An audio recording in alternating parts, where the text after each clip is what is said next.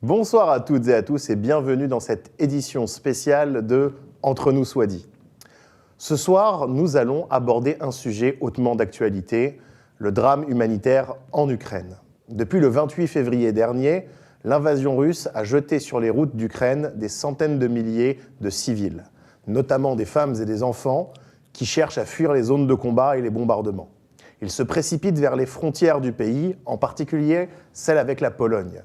Nous avons ici quelqu'un qui a vécu ce drame humain directement sur place, directement avec les réfugiés et qui leur a apporté une aide à la fois salutaire et surtout extrêmement à propos. Bonsoir Fernand. Bonsoir. Bienvenue. Merci à vous de Ça fait m'accueillir plaisir de ce te soir. recevoir. Merci. On est assez impressionné par ce que tu as fait ces dernières semaines. C'est tout frais, tu viens de rentrer d'Ukraine ? Absolument.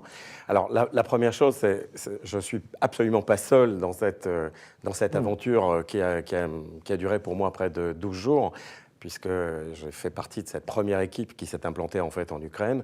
Il faut remercier avant tout toute cette équipe qui est partie d'Israël avec un médecin qui s'appelle Amin Zidane, qui est druze, qui est venu spécialement de Osséfia, avec une femme merveilleuse qui est urgentiste, qui est bien évidemment notre infirmière en chef, qui a géré d'une main de maître cette MIRPA, c'est-à-dire cette infirmerie là-bas sur place, avec évidemment Ariel Levy, qui est le patron, le président de Sauveteurs sans frontières, et c'est ensemble que nous avons réussi à implanter le premier et le seul point d'entrée médicale qu'il y a eu pendant près de 7 jours à Medica, le point de passage entre la Pologne et l'Ukraine, il y a maintenant 12 jours.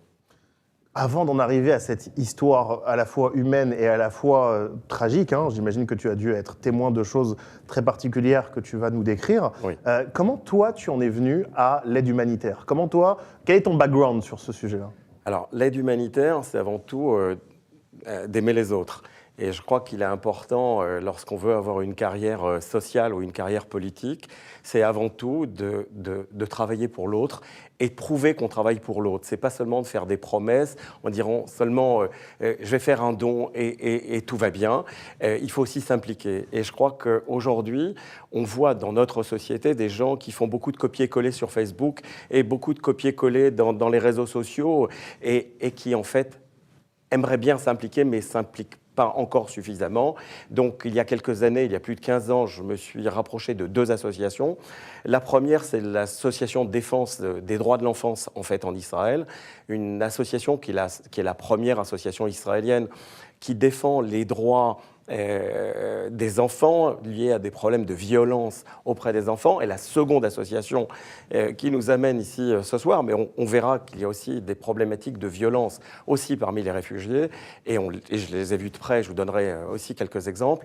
C'est Sauveteurs sans frontières, association dont je fais partie depuis plus de 10 ans aujourd'hui, et avec laquelle j'ai pu me rendre de par le monde, c'est-à-dire aussi bien en Jordanie, dans le nord de la Jordanie, pour faire partie de l'équipe soignante israélienne qui était allée soigner des enfants jordaniens, syriens qui fuyaient la Syrie à l'époque, pour évidemment aller à ce qu'on appelle l'hurricane, c'est-à-dire le Irma, je ne sais pas si vous vous rappelez. Oui, le fameux ouragan. L'ouragan Irma qui a détruit plus de 50% de Saint-Martin, et aussi bien à Haïti, en pleine guerre civile, où il y a 3 ans et demi maintenant, j'ai dû me rendre afin de monter une équipe médicale et préparer le terrain à la venue d'environ une trentaine de médecins et une vingtaine d'infirmières sur place. C'est impressionnant, c'est un background assez impressionnant dans l'humanitaire. Toi-même, tu es franco-israélien. Oui. Tu as des 2 nationalités. Alors, j'ai aujourd'hui toujours mes 2 nationalités israéliennes, mais je me rends dans un pays uniquement avec mon passeport israélien. J'ai fait mon choix de nationalité. Lorsque je vais à l'extérieur d'Israël, je suis israélien. Alors, tu te reconnais dans l'ensemble des missions humanitaires d'État que l'État d'Israël envoie un petit peu partout dans le monde sur des zones de crise, des zones de conflit Oui, alors, on va parler de l'implication de l'État d'Israël un petit peu sur ces zones de crise, ces zones de conflit. Notre approche est complètement différente car nous, on est une toute petite association. Et petite association, ça veut dire temps de réponse très très court. C'est-à-dire entre le moment où la guerre s'est déclenchée ou le moment où on a paqué nos valises et on s'est retrouvé à l'aéroport, il s'est passé 10 heures. Pour une grosse ONG ou pour le PICO d'ARF ou pour le ministère des Affaires étrangères ou pour le Shiba, l'hôpital Shiba qui veut s'implanter aussi à Medica, puisqu'on était en rapport avec eux pour leur implantation, je peux vous dire qu'au bout de 10 jours, ils ne sont toujours pas là.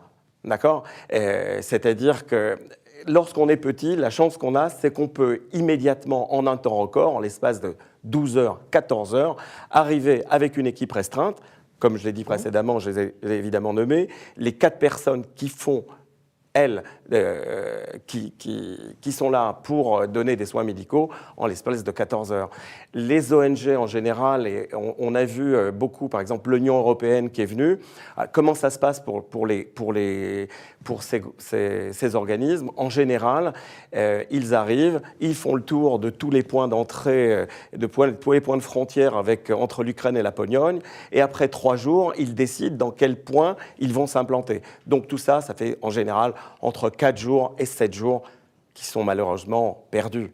Et ce côté première réponse rapide, dans une crise comme la crise ukrainienne, c'est extrêmement important sur le plan humanitaire? Sur le plan médical également, j'imagine. On a vu arriver pendant les 6 premiers jours environ entre 3 000 et 5 000 réfugiés par jour, avec des vagues soudaines qui pouvaient atteindre 600 réfugiés en l'espace de 30 minutes.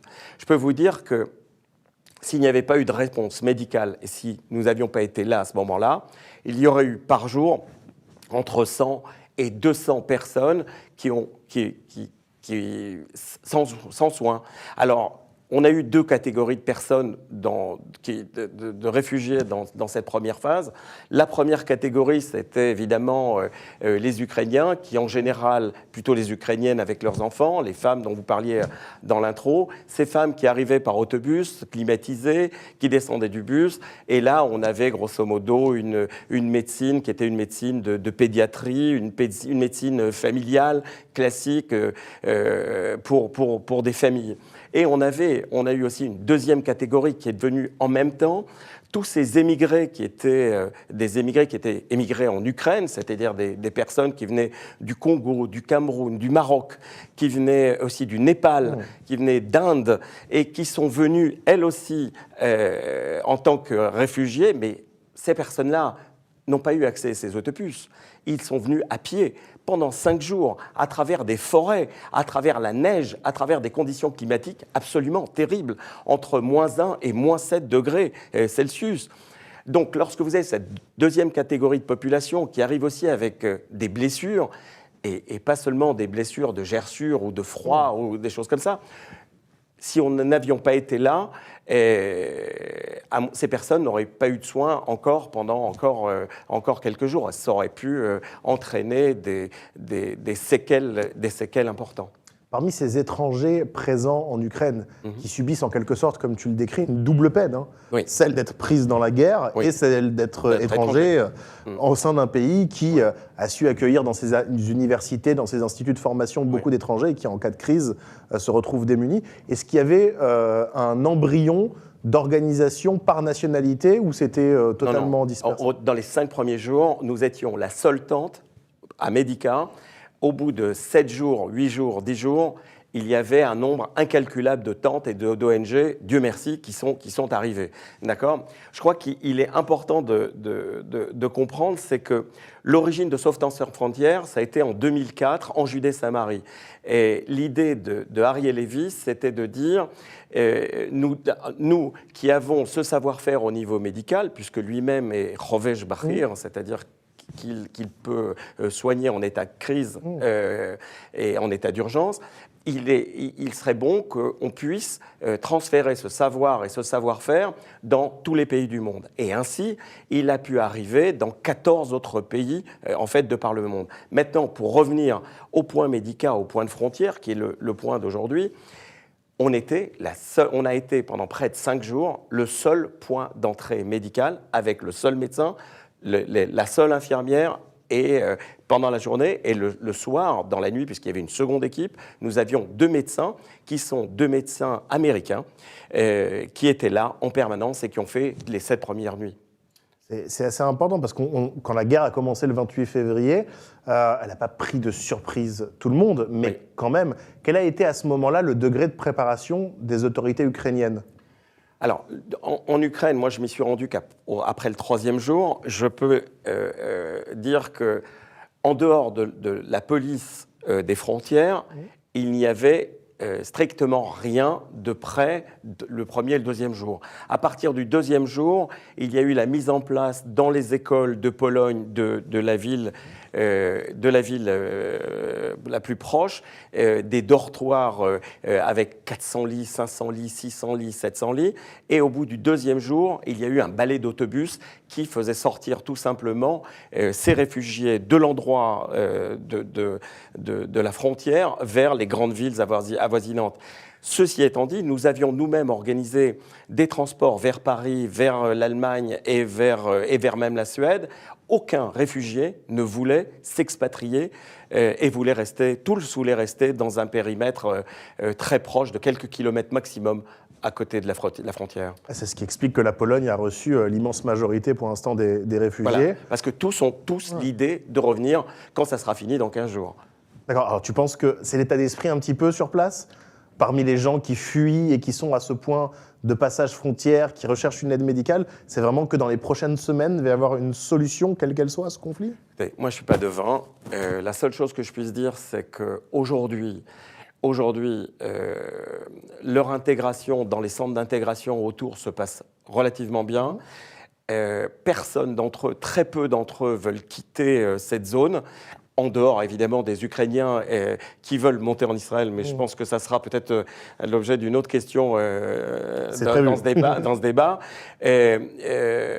La grande majorité, leur maison est en Ukraine. Ils veulent d'ores et déjà revenir chez eux. C'est tout à fait légitime. Par rapport à l'implication du gouvernement ukrainien, je dis, à part la police, en termes de début, il n'y a pas eu forcément de réponse médicale. On a vu, au cours de cette crise, une accentuation des bombardements, une accentuation des combats. Est-ce que tu as pu constater que le flux changeait en termes de blessures, en termes de pathologies, en termes de choses comme ça, au cours de la longue période pendant laquelle tu as été là-bas ? Alors, nous, on était dans un checkpoint qui était un checkpoint où on n'a reçu aucun blessé grave, aucun blessé de guerre, zéro. Il y avait d'autres points de passage de frontières où là, ils ont reçu des ambulances. Mais chez nous, on n'a pas été confrontés à ce type de blessures. On a eu 3 cas d'arrêt cardiaque, d'accord, dont un était filmé en direct par Sarah, par CNN, en direct d'arrêt cardiaque avec un massage cardiaque. Et les 3 personnes, on a pu les ramener à la vie. Je crois que uniquement pour ces 3 personnes-là, on est tous contents au sein de SSF d'avoir été présent. J'imagine, ça a dû être assez impressionnant, avec en plus une organisation de campagne, on va dire, sur place. Un micro hôpital de campagne, mais vraiment micro. Vous avez reçu sur place une aide des autorités polonaises ou des autorités ukrainiennes ? Alors, concernant l'aide, on peut parler de solidarité. On peut parler d'une vraie solidarité qui n'est pas seulement des autorités en fait, polonaises, qui est en fait solidarité de tout le monde, des associations qui sont venues tous les jours nous apporter des médicaments, des individuels qui ont fait des dizaines et dizaines de kilomètres avec leurs coffres remplis de seringues, de pansements, pour certains d'antibiotiques. Et tous les jours, on a reçu peut-être 150 kilos à 200 kilos de matériel médical. Et on a vu une certaine solidarité très très forte avec des gens qui venaient d'Allemagne, de Hollande, de Suède, de Norvège.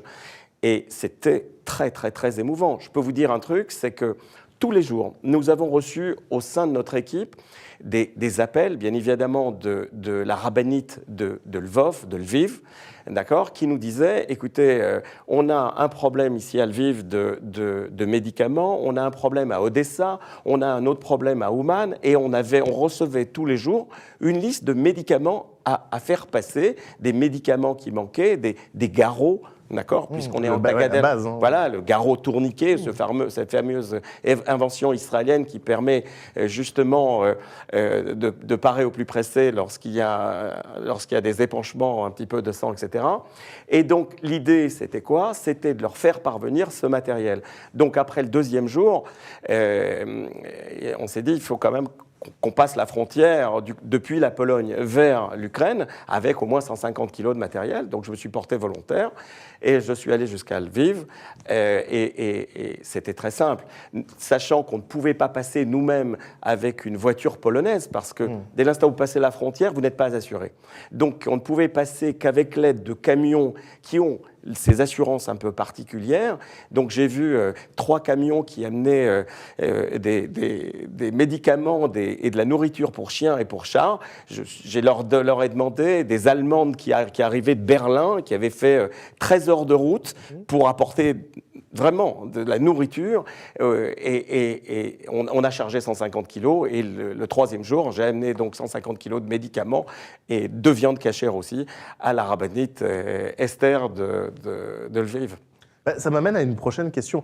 Tu as pu rencontrer parmi les réfugiés et également peut-être parmi la population locale de cette région-là des représentants de la communauté juive, des juifs ukrainiens qui soit étaient désireux de quitter leur pays, soit tout simplement étaient là comme tous les autres Ukrainiens? Alors on a rencontré plein de juifs.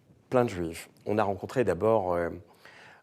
avant d'arriver à ces Ukrainiens juifs qui ont fui, ou même des passeports israéliens qui étaient retournés en fait en Ukraine, avant d'arriver à cela, le truc qui m'a le plus marqué, et ce n'est pas la visite des grands rabbins, puisqu'on a eu la visite du grand rabbin de Pologne et du grand rabbin d'Ukraine. Ce qui m'a le plus marqué, c'est de voir un soldat estonien, juif, et qui est venu habillé en soldat et qui me dit « Demain matin, je vais m'engager dans la légion ukrainienne. Je ne sais pas si je vais revenir. » Il parlait un hébreu parfait. Et de façon émouvante, il me dit « Est-ce que vous pouvez me donner des médicaments ?» Bien sûr, on a rempli son sac de médicaments. Et à un moment donné, il m'a dit « Est-ce que vous pouvez me bénir ?» Je m'appelle Cohen, donc j'ai fait une bénédiction des Kohanim sur ce soldat. Un moment éprouvant, merveilleux, et j'espère juste une chose, c'est qu'on le reverra bientôt parmi nous. On espère tous. On parle beaucoup également d'Israéliens, d'étudiants en médecine. On sait que les universités ukrainiennes sont souvent un refuge pour les étudiants israéliens qui n'arrivent pas forcément à faire leurs études de médecine en Israël. Bien sûr. Est-ce que vous avez été rejoint sur place par des volontaires, locaux ou autres, où toute l'équipe était venue d'Israël directement Alors, avant, je vais finir la première partie de la question de tout à l'heure, qui est les Juifs ukrainiens qui ont passé la frontière. Ensuite, je viendrai par rapport à l'élaboration d'une équipe et comment ça s'est passé durant ces 12 premiers jours. On a eu aussi beaucoup de Juifs ukrainiens qui nous ont demandé tout simplement de les sauver parce qu'ils n'arrivaient plus, ils étaient dans des zones de combat encerclées et on ne pouvait pas les sortir. Donc on a pris contact, enfin j'ai pris contact surtout avec l'équipe de Misrad Hachoutz, c'est-à-dire des affaires étrangères israéliens, et on a trouvé quasiment à chaque fois un moyen de les faire sortir de leurs enclaves. Jusqu'à maintenant, mon téléphone sonne pour trouver des solutions à des gens qui sont encore enfermés à l'intérieur. Donc on trouvait des solutions pour les faire revenir ici. Oui, ça faisait partie de nos attributions de faire entrer des Juifs à la maison. C'est quelque chose d'assez extraordinaire que tout ça se soit mis en place dans un délai relativement court. C'est ça. Tu as décrit avec quelle rapidité, c'est les petites associations qui sont venues avant les grosses logistiques d'État et tout ça. C'est ça. Ça amène à une question. Est-ce que tu as eu des échos de comment ça se passait sur les autres points de passage? Je pense notamment aux points de passage qui drainent énormément de juifs d'Odessa, ceux avec la Moldavie. Est-ce que vous aviez des communications avec les autres équipes sur les autres? Pas du tout. On commençait notre travail à 6 heures, enfin l'équipe de jour commençait son travail à 6 heures du matin, on finissait notre travail à minuit, l'équipe de nuit commençait à minuit et nous lâchait à 6-7 heures du matin. D'accord? Donc je vais vous dire un truc, ce qui se passait dans les autres points de passage, je ne savais pas. L'essentiel, c'était de gérer ce qu'on avait. Et là, je prends profite pour répondre à la question qui était restée en suspens, à savoir, est-ce qu'il y a eu des volontaires? Alors oui, il y a eu plein de volontaires. D'abord, il y a eu sur place des gens qui étaient des traducteurs, des gens qui traduisaient, et on a eu des jeunes filles qui venaient et qui traduisaient pour les médecins, pour nos médecins, pour nos infirmières, parce qu'on avait des langues qui étaient le russe, qui était l'ukrainien, qui était le polonais, qui était autre que l'anglais, des gens qui ne parlent pas du tout l'anglais. Donc il fallait quelqu'un qui forcément traduise. Et donc on a eu en permanence, du matin, quasiment jusqu'au lendemain matin, des volontaires qui venaient traduire pour les médecins. Ça a été quelque chose de fantastique. Ensuite, sur place, on a eu évidemment des gens qui sont arrivés, qui étaient médecins, qui étaient infirmiers, et ils ont intégré nos équipes immédiatement, quasiment immédiatement. Et ça, il y a une solidarité absolument médicale qui a été exceptionnelle. C'est impressionnant en termes de description. Tu as cité tout au début un médecin druze d'Ousfia, oui, qui est, pour ceux qui connaissent, dans le nord d'Israël, à côté de Haïfa, oui, un îlot de coexistence pacifique. Oui. Est-ce que votre équipe, j'imagine que c'est le cas, représentait un petit peu la diversité de la société israélienne? Exactement, oui, il n'y a absolument aucun doute. On avait dans notre équipe un juif harédiste avec une kippa noire et des tzitzit, etc. On avait un druze, on avait une infirmière qui était chilonite, c'est-à-dire qui était laïque, d'accord. On a eu une infirmière qui était religieuse, et je crois qu'on a eu quasiment tous, et dans des opérations antérieures, on a eu aussi des médecins qui étaient musulmans. Sauveteurs sans frontières, et vraiment, la caractérisation, c'est comme une Jeep de Magave. Dans une Jeep de Magave, on a souvent un bédouin qui est musulman, on a très souvent un juif, on a très souvent aussi un de Tcherkessie qui est ici, et tout ce monde travaille ensemble pour la sécurité, la sauvegarde de l'État d'Israël. Oui, on se sentait en Israël avec toute sa caractéristique propre de notre État. C'est fou parce que quand on voit un petit peu cette exportation de la culture de l'urgence israélienne dans ce cas-là de plus sacré en Israël, on voit que c'est une véritable école du risque, une école de l'humanitaire. Comment les Ukrainiens ont reçu cet effort-là? Est-ce qu'il y avait on parle beaucoup des préjugés antisémites de certains Ukrainiens ou autres. Comment vous avez été accueillis? Au-delà du fait d'être des humanitaires qui apportaient une aide, comment en tant que juif et en tant qu'Israélien, ou en tant que représentant de l'État juif par défaut, vous avez été accueillis par la population? Alors, est-ce que vous parlez de la population qui est arrivée dans le centre? La population qui est arrivée. Je veux dire, chaque médecin, chaque personnel de santé est un sauveur. Hein. Il faut être très très clair. D'accord, il n'y a pas d'autre mot. Et lorsque j'ai pu même aller de l'autre côté de la frontière, justement pour amener ce matériel et pour revenir après avec, je veux dire, les forces de police ukrainiennes ont respecté le passeport israélien immédiatement. C'est-à-dire que dès qu'ils ont vu que j'avais un passeport israélien, c'est tout de suite le checkpoint. D'accord. Je ne suis pas sûr que c'était le cas avec d'autres passeports. Donc on sent vraiment, c'est ce que semblait dire une partie de la population ukrainienne, c'est que vraiment il y a une demande de l'aide israélienne. On l'a vu sur le plan diplomatique, on l'a vu même sur le plan militaire. Bon, elle n'a pas forcément reçu une réponse à sa demande, mais sur le plan humanitaire, tu dis qu'il y a vraiment eu un accueil de la part des populations et de la part des locaux sur place à cette fameuse frontière c'est une zone qu'on appelle la Galicie en termes géographiques. C'est une zone qui, pour un historien comme moi, est décrit comme à l'origine l'endroit le plus antisémite d'Europe. C'est quelque chose qui est resté ancré dans les stigmates de la mentalité israélienne. De la part des locaux, vous avez ressenti ce même respect, cette même... Sur les murs de notre tente, il y avait un drapeau israélien. Donc il n'y a pas de doute possible. Voilà. Et c'était la question et la réponse était là. Je veux dire, tout le monde, chaque personne qui venait vers nous savait qu'en rentrant dans notre tente, il rentrait en Israël. C'est impressionnant qu'en si peu de jours, vous ayez réussi à créer toi, actuellement, là, tu es venu en Israël pour un repos bien mérité après une éprouvante campagne. J'ai envie de te dire, il y a l'association a toujours son point là-bas et elle continue à être actif. Oui, alors ce qui s'est passé, c'est que la première équipe est rentrée à la maison, puisque c'est l'équipe de mise en place, c'est l'équipe c'est une équipe de choc. La seconde équipe, qui est une équipe de maintien, est arrivée. On a doublé maintenant la surface d'hospitalisation. Il y a des lits, il y a même un kindergarten un jardin d'enfants qui a été créé justement pour ces familles.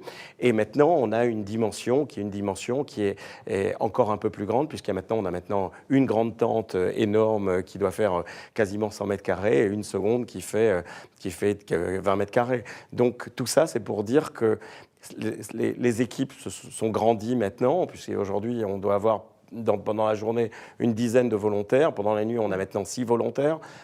Donc maintenant, on est en situation beaucoup plus établie, on est en régime établi, ce qu'on appelle en physique un régime établi. Un régime de croisière, c'est ça, on va dire établi. Ça. Mais en même temps, j'imagine que vous allez devoir faire face maintenant avec, on va dire, la poussée de l'offensive russe. On voit une certaine sauvagerie qui s'est déchaînée. La guerre a commencé de manière... Toute guerre est horrible, mais on a vu vraiment une montée en puissance des bombardements sur les civils. On voit ces derniers jours, vraiment, là récemment, une augmentation des attaques contre des hôpitaux, un non-respect de certaines normes internationales dans le cadre du droit de la guerre. Est-ce que vous anticipez avec appréhension ces nouvelles pathologies qui vont arriver, ces blessures de guerre que vous n'aviez pas forcément au départ? Alors, je réponds à 2 niveaux. Mon rôle ici, ce n'est pas de rentrer dans savoir ce qui va se passer au niveau du conflit ou pas du conflit. Est-ce que moi-même, persona, est-ce que je vais me situer du côté de l'Ukraine ou je vais me situer du côté de la Russie? La réponse est non. Je ne rentre pas dans le jeu. Moi, je suis rentré là-bas pour sauver des gens et de problèmes de santé qui sont flagrants, qui sont patents, qui sont immédiats, qui peuvent être de la bobologie jusqu'à des fractures et jusqu'à des arrêts cardiaques. Oui, on est allé là-bas pour ça. Oui, on est aussi allé pour sauver des Juifs.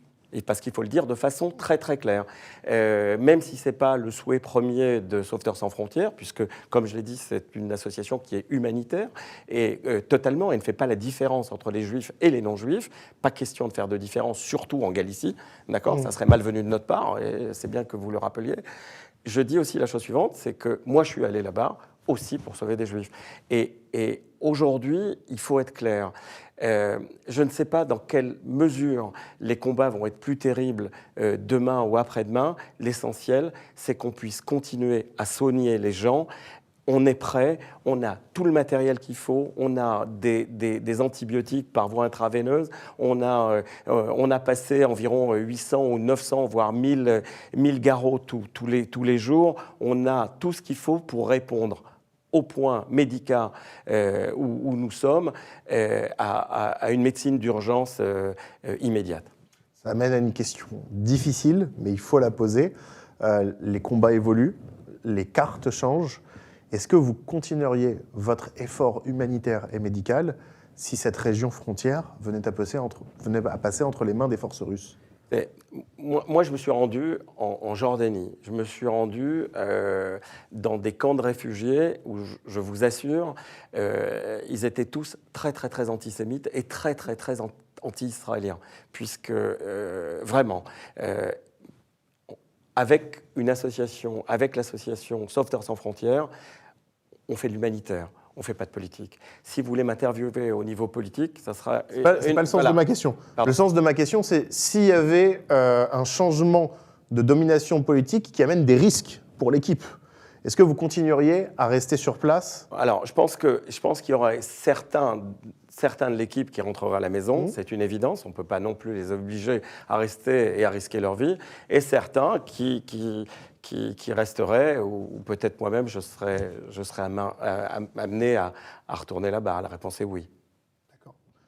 C'est impressionnant de dévouement, et c'est une part du tikkun olam qui incombe à tout juif sur cette terre. Comment on peut vous aider ? Alors, la seule façon de nous aider, c'est de nous faire des dons. c'est nous faire des dons. L'association qui s'appelle Sauveteurs sans frontières, vous pouvez nous trouver facilement sur Google, Sauveteurs sans frontières. Un don de 5 €, 10 €, 20 €, un don de 10 shekels, 5 shekels, 50 shekels. Sauver une vie, c'est sauver l'humanité.